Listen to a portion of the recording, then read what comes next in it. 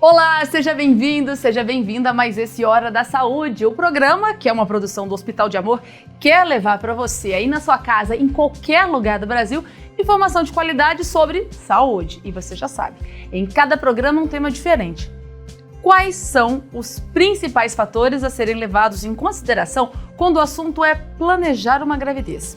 Além do desejo, a estabilidade financeira, profissional e emocional costumam definir qual é o momento certo, mas há um ponto importantíssimo e que precisa ser considerado na decisão: a fertilidade e a idade fértil da mulher. E é sobre isso que iremos falar hoje. Para me ajudar a começar a falar mais sobre isso, ninguém melhor do que ele, né? Meu parceiro de programa, o Dr. Marcelo Gobu Júnior. Oi, Marcelo. Olá, Gláucia. Gláucia, no início da década de 70, a idade média das mulheres durante a primeira gestação ficava em torno dos 20 anos. Mas como já falamos em programas anteriores, o universo feminino se transformou de maneira drástica nas últimas décadas. As mulheres conquistaram novos espaços e rotinas e, com isso, as prioridades foram reelencadas. Verdade, Marcelo. O desenvolvimento de métodos anticoncepcionais seguros também permitiu um maior controle sobre a decisão de gerir e, diante dessas novas possibilidades, a média atual fica por volta dos 30 anos. Gláucia, no entanto, o relógio biológico exerce um papel implacável sobre a fertilidade feminina. E isso justamente porque as mulheres possuem um número limitado de óvulos em seus ovários, algo que vai variar entre 300 e 500 mil, que são dispensados aos poucos, a cada ciclo menstrual. Uma quantidade que tende a acabar por perto dos 50 anos, mas que já conta com uma diminuição importante a partir dos 35. É um número alto, mas que diminui drasticamente, né? Sim, Glaucia. Ao longo da senilidade, com o desenvolvimento do ciclo de vida da mulher, esse número vai diminuindo. Marcelo, para a gente começar a falar sobre esse assunto, eu queria que você começasse falando sobre qual é o período da vida que compreende o período fértil da mulher. Acho que é um bom começo. Sim, o período que a gente denomina menacme, que é o período de vida fértil da mulher, ele vai se iniciar com a primeira menstruação e ele vai se encerrar com a última menstruação.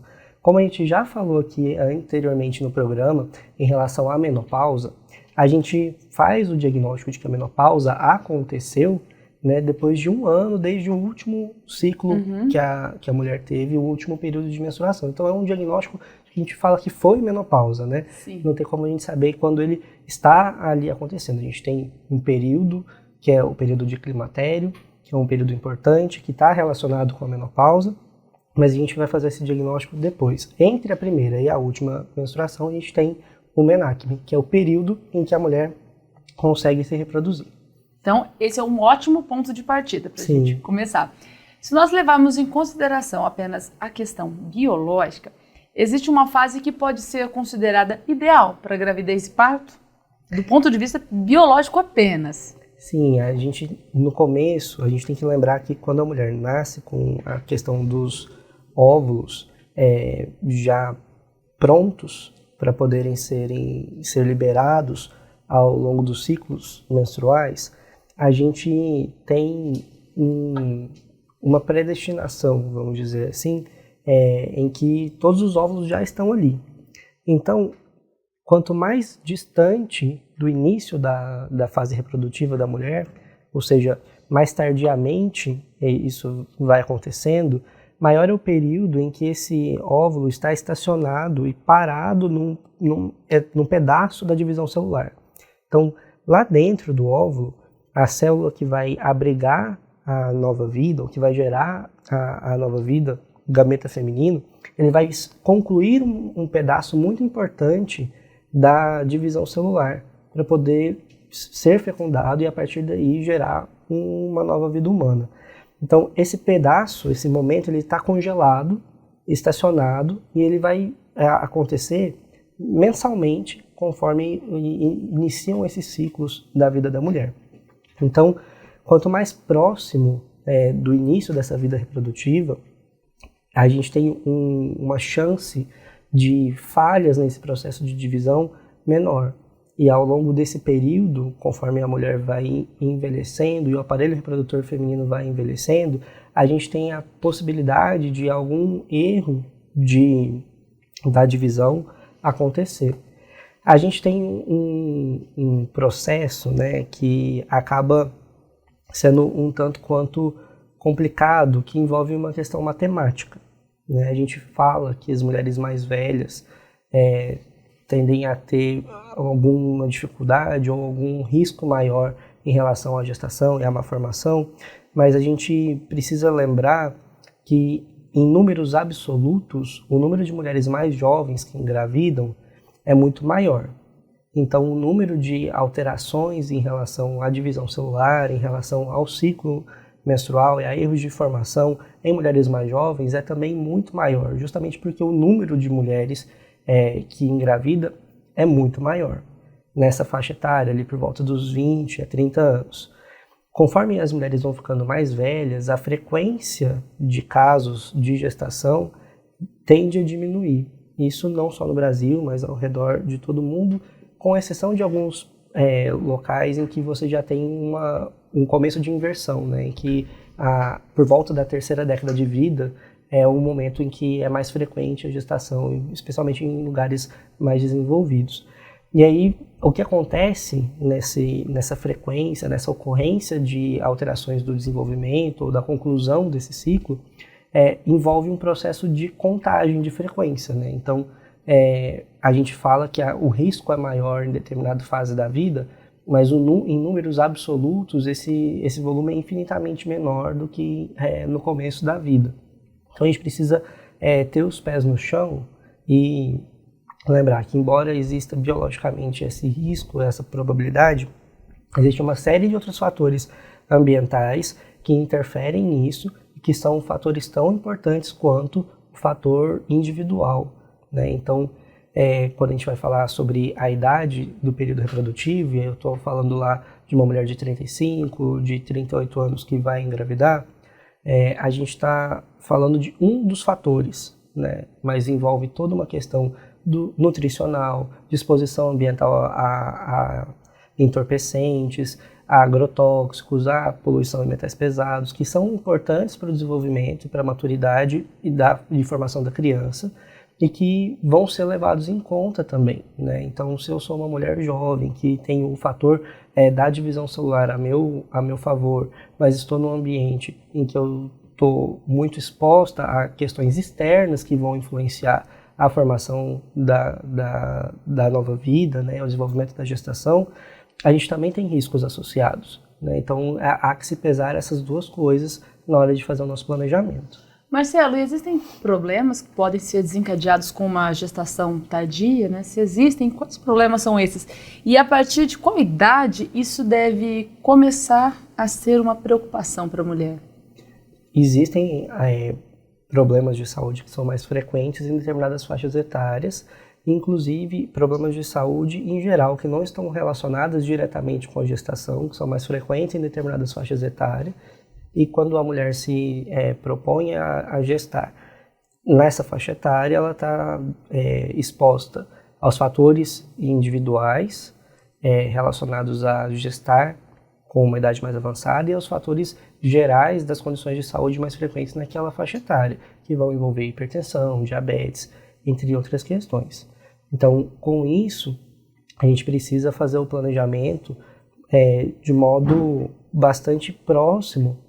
É aconselhável a gente fazer consulta pré-concepcional e orientar sobre o planejamento e o momento de gestar, independente da idade da mulher. Mas, às vezes, isso não é possível, né? Às vezes a gente vai descobrir a gestação, ela já está em curso, não foi possível orientar a pré-concepção, nenhum tipo de cuidado. Quando a gente vai fazer isso de modo planejado, ali por volta dos 35 anos, a gente tem um divisor em que a gente vai tendo gestações com mais risco, especialmente em relação à dinâmica de parto e às condições de saúde da mulher em relação à gestação. E aí eu preciso me planejar em relação àquilo que é mais comum de problema de saúde nessa faixa etária e de complicação obstétrica nessa faixa etária, para ficar de olho em relação ao trabalho de parto prematuro, a sangramentos, aquilo que vai me chamar mais atenção em relação ao desenvolvimento da criança nessa faixa etária, né, e que vão ser necessário um cuidado mais específico. Marcelo, além da idade, quais outros fatores são determinantes quando a gente fala em fertilidade feminina? A gente tem uma questão da condição da via ginecológica, né? Então, por exemplo, se ao longo da vida a mulher tem algumas infecções do canal ali e do útero, a gente vai tendo alterações anatômicas que são importantes, que podem dificultar a ascensão dos espermatozoides até o encontro com o óvulo. Isso é um fator que interfere na fertilidade. Uma outra questão que vai envolver o aparecimento de miomas, por exemplo, que podem dificultar a implantação do embrião ali no endométrio e poder gerar um ambiente favorável para a gestação. A gente tem algumas outras alterações que vão ser nutricionais e que vão interferir nesse processo. A gente tem alterações de condições que são autoimunes e que vão interferir também nesse processo da fertilidade ou da facilidade, da propensão a ter uma gestação que seja viável, a viabilidade gestacional. Muitas mulheres, né, com a idade mais avançada, quando a gente fala dos padrões, né, para fertilidade, procuram tratamento, né, pensando para reverter essa infertilidade. E o SUS, o Sistema Único de Saúde, ele oferece algum tipo de tratamento? Sim, oferece. A gente precisa lembrar que quando a gente vai falar sobre fertilidade, a gente precisa pensar que essa é uma questão do casal, né? A gente não consegue trabalhar fertilidade pensando exclusivamente em um elemento ou outro elemento, né? Existe toda uma questão social e cultural de que a questão da gestação ela é uma responsabilidade, uma obrigação feminina. E quando a gente vai falar sobre fertilidade, esse assunto acaba sendo algo muito presente nas consultas, né? Muito presente na hora que a gente vai orientar sobre planejamento familiar, em que a gente vê uma cobrança muito grande da mulher, em que precisa ser algo em relação ao aparelho feminino. E em grande parte das vezes não é. Isso pode ter uma relação direta com o número de espermatozoides do parceiro, com a viabilidade dos espermatozoides do parceiro, e isso precisa ser levado em conta. Então, a questão da fertilidade, ela é inerente ao casal. Então, a gente precisa orientar isso sempre, né? É preciso avaliar tanto o elemento masculino quanto o elemento feminino do casal em relação à doação dos gametas, para poder entender qual que é a dificuldade em relação à gestação. Se envolve um problema de ovulação, uma dificuldade de ovular, se envolve uma estrutura anatômica que não é favorável para a implantação do embrião, se às vezes é uma questão de saúde e prévia a uma doença que seja pertencente ao parceiro ou à parceira, que nesse caso pode interferir, como por exemplo um distúrbio de coagulação ou alguma alteração autoimune, que vai ser um fator complicador do processo de gestação. Às vezes eu consigo até iniciar uma gestação, mas ela não avança.